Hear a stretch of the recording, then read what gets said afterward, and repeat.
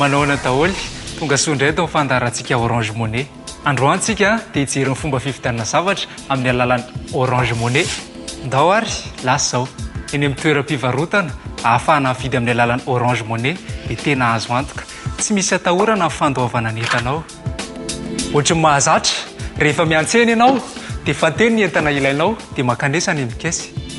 Rehefa mandovoly ianao dia isy tompona andraikitra indray an-tanananao ary SMS ianao avy eo mangataka anao mandohan'le voly. Mba haneken'io fangatahana io dia tsindriny dièse 120 dièse ary amarino amin'ny alalan'ny code secret anao.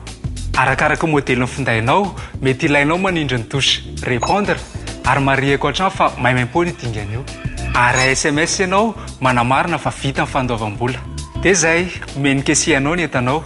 Orange Money no ahafahanao mividy entana amin'ny alalan'ny findainao amin'ny fomba tsotra, mora, azo antoka. Mifarana indray ny fandaharana androany amin'ny herinandro ny fotoana manaraka.